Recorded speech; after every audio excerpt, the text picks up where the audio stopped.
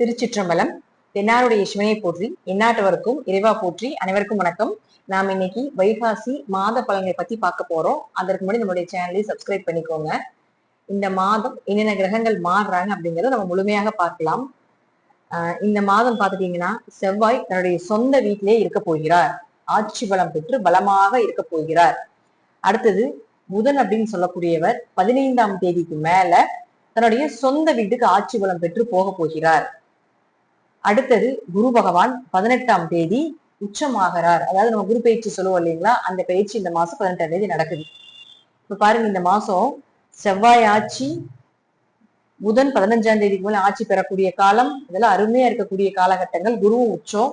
அதே போல இன்னொரு விஷயம் கேட்டீங்கன்னா, புதனும் சுக்கிரனும் பரிவர்த்தனை ஆயிக்கிறாங்க. அதாவது புதனுடைய வீட்டுல சுக்கிரனும் சுக்கிரனுடைய வீட்டில் புதனும் இருக்காங்க. இது சுப கிரகங்கள் பரிவர்த்தனை ஆகுது அப்படின்னா அது மிகப்பெரிய ஒரு ஜாக்பாட், மிகப்பெரிய ஒரு யோகம். இது ஒவ்வொரு ஜாதகத்துக்குமே கண்டிப்பா ஒரு நன்மைகளை கண்டிப்பா கொடுத்தே தீரும். அதுல எந்த மாற்று கருத்துக்கு இடமே இல்லை. அதே போல மாதம் நம்ம சொல்லக்கூடிய பலன்ல இது நடக்கும், இது நடக்காது அப்படிங்கிறத தெளிவா கொடுத்துருக்குறோம். நடக்கின்ற விஷயத்தை நோக்கி மட்டும் உங்களுடைய பயணத்தை வைங்க. இது வராது, இது வேண்டாம் அப்படின்னு சொல்றத விட்டுருங்க. அல்லது இது நடக்கும் அப்படின்னு சொல்றோம் இல்லைங்களா, அதுல மட்டுமே கான்சென்ட்ரேஷன் பண்ணுங்க. மத்த எந்த விஷயத்துல கான்சென்ட்ரேஷன் பண்ண வேண்டாம். ஏன்னா கிரகங்கள் அது தன்னுடைய கடமைகளை சரியாக செய்வாங்க. நம்ம தூங்கிடலாம், கிரகங்கள் தூங்காது.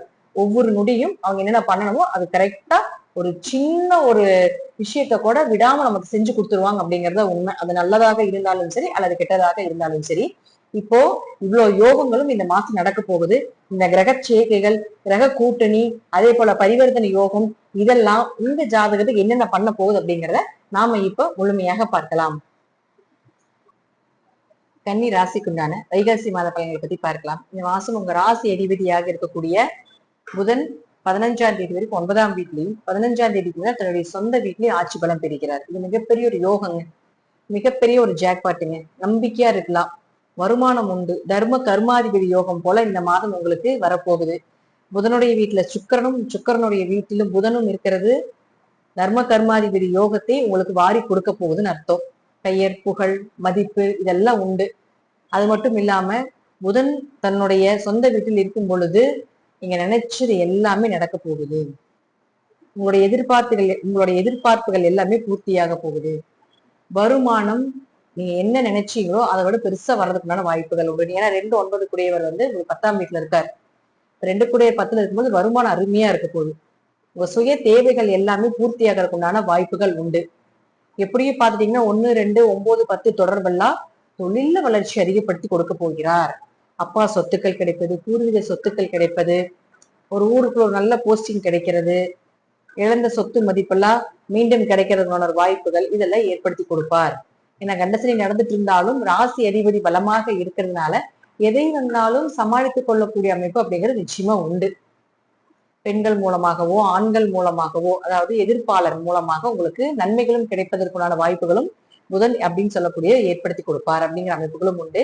12ஆம் அதிபதியாக இருக்கக்கூடிய சூரியனோட 9ஆம் தேதி வரைக்கும் இருக்கிறதுனால, 15ஆம் தேதி வரைக்கும் 9ஆம் வீட்டுல இருக்கிறதுனால கொஞ்சம் சுப விரயத்தையும் ஏற்படுத்தி கொடுப்பார் 15ஆம் தேதி வரைக்கும். அதனால முடிந்த அளவுக்கு எந்த ஒரு புதிய முயற்சிகள், ஏதாவது உங்க குடும்ப தேவைகள் ஏதாவது புதுசா பண்றீங்க அப்படின்னா 15ஆம் தேதிக்கு மேல செய்து கொள்வது என்பது நல்லது.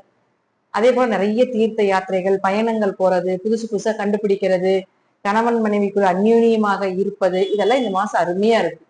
தெய்வ அனுகிரகம் உள்ள மாதம். ஏதாவது நீங்க செய்த புண்ணியம் இந்த மாதம் உங்களை நிச்சயமாக காப்பாற்றும் அப்படிங்கிறதுல மாற்றுக்கிறதுக்கு இடமில்லை.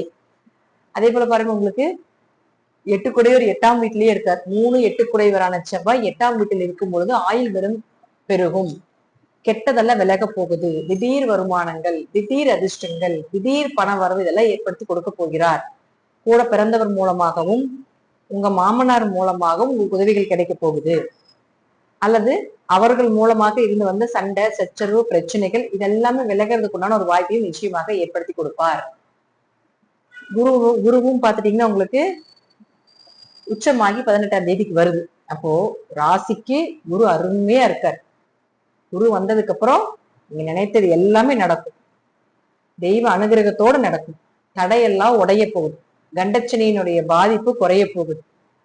சோ இந்த குரு பயிற்சி வரக்கூடிய காலகட்டங்கள் இந்த மாசத்துல இருந்தே புதனும் அதாவது ராசி அதிபதியும் நல்லா இருக்கிறதே உங்களுக்கு ஒரு நல்ல தொடக்கம்னு எடுத்துக்கலாம்.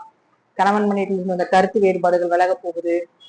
திருமணம் சார்ந்த விஷயத்துல இருந்து வந்த சண்டை சச்சரவு பிரச்சனைகள் எல்லாமே விலக போகுது. அதே போல புதிய வரன்கள் தேடி வர்றதுக்குண்டான வாய்ப்புகள். ரொம்ப வருஷமாகி திருமணம் ஆகாம இருந்தாலும் கூட இந்த வருடம் திருமணம் நடக்கிறதுக்கு உண்டானது எல்லாமே இந்த குரு அப்படின்னு சொல்லக்கூடிய ஏற்படுத்தி கொடுப்பார் அப்படிங்கிற அமைப்புகள் உண்டு.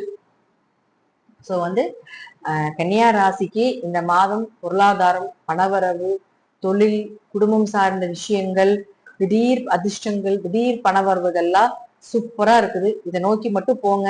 இந்த மாதம் உங்களுக்கு ஜாக்பாட் பாதமாகத்தான் இருக்கும் அப்படிங்கிறதே மாற்றுக்கிறதுக்கு இல்லை, இடமில்லை. பயன்படுத்தி கொள்ளுங்கள் கன்னிராசி அன்பர்களே. இப்போ உங்க ராசிக்கு இந்த கிரகங்களுடைய மாற்றங்கள் எப்படி இருக்கும் அப்படிங்கறத நம்ம முழுமையா கொடுத்துருக்குறோம். இப்ப இந்த மாற்றங்கள் அப்படிங்கறது பாத்துட்டீங்கன்னா மாதம் மாதம் கிரகங்கள் கண்டிப்பா மாறும். இந்த முறை உங்களுக்கு எந்த கிரகங்கள் சப்போர்ட் பண்ணுதோ அதை நோக்கி மட்டும் உங்களுடைய பயணத்தை வைங்க. ஆரம்பத்திலேயே அதான் சொன்னேன், இந்த கிரகங்கள் எதை நோக்கி பயணத்தை கொண்டு போறாங்களோ அதை நோக்கி மட்டும் நீங்க பயணப்படுங்க. அது மட்டும்தான் நல்லா இருக்கும். அதாவது இப்ப சுக்கிரன் நல்லா இருக்குது அப்படின்னு உங்க ஜாதகம் நான் சொல்லியிருந்தேன். இந்த சுக்கிரனுக்கு உண்டான விஷயம் என்ன இருக்கு அப்படின்னு நான் சொல்லியிருக்கேன் இல்லைங்களா? அது நல்லா இருந்தா அதை மட்டும் கான்சென்ட்ரேஷன் பண்ணுங்க, கவனிப்பா பாருங்க. அது மட்டும் தான் நடக்கும். இது செய்ய வேண்டாம் அப்படின்னா அதை விட்டுருங்க. இதுதான் முழுமையான உண்மை. அதே போல உங்க ஜாதகத்துல தசாபுத்தியும் அதே போல பாத்துட்டீங்கன்னா மற்ற கோச்சார கிரகங்களும் சப்போர்ட் பண்ணுச்சுன்னா நிச்சயமாக நான் சொல்வதை விட இன்னுமே நல்ல நல்ல பலன்கள் எல்லாமே நடப்பதற்குண்டான அதிக வாய்ப்புகளும் உண்டு. ஒவ்வொரு மாதமும் கடவுள் நமக்கு என்ன கொடுக்கிறாரோ அதான் கொடுப்பாரு. இது நம்ம சொல்லும் பொழுது ஒரு முன்னெச்சரிக்கை பதிவாக நீங்க எடுத்துக்கணும். நல்லதாக இருந்தாலும் சரி, கெட்டதாக இருந்தாலும் ஒரு முன்னெச்சரிக்கை பதிவா நீங்க எடுத்துட்டு அதை செயல்படுத்துங்க. எல்லாருமே பெரிய கோடீஸ்வரங்கள் ஆக முடியாது. நம்ம நிறைய கமெண்ட்ஸ்ல பார்த்தா இந்த மாசம் எனக்கு இது நடந்துச்சு, இது நடக்கல அப்படிங்கிறது எல்லாமே போட்டிருக்காங்க. அதே போல நடந்த விஷயங்கள் எல்லாமே கண்டிப்பா இந்த கிரகங்களுக்கு உட்பட்டுதான் நடக்கும். நடக்காம போகுது அப்படின்னா உங்க ஜாதகத்துல ஏதாவது தோஷங்கள் இருக்கலாம், அல்லது உங்க ஃபேமிலி ஜாதக ரீதியாக, உங்க குடும்ப ஜாதக ரீதியாக உங்களுக்கு வரக்கூடிய யோகத்தை இதை தடுக்கலாம் அப்படிங்கிற நிறைய விஷயங்களும் இருக்கு. சோ அதனால உங்க ஜாதகத்தை நீங்க உங்க அருகில் இருக்கக்கூடிய ஒரு ஜோசியர்கிட்ட கூட கொடுத்து கன்சல்ட் பண்ணி கொள்வது என்பது ஒரு நல்லது. நன்றி. மீண்டும் ஒரு நல்ல பதிவுல சந்திக்கலாம். திருச்சிற்றம்பலம், தில்லையம்பலம், ஸ்ரீ நரசிம்மர் திருவடிகளே சரணம்.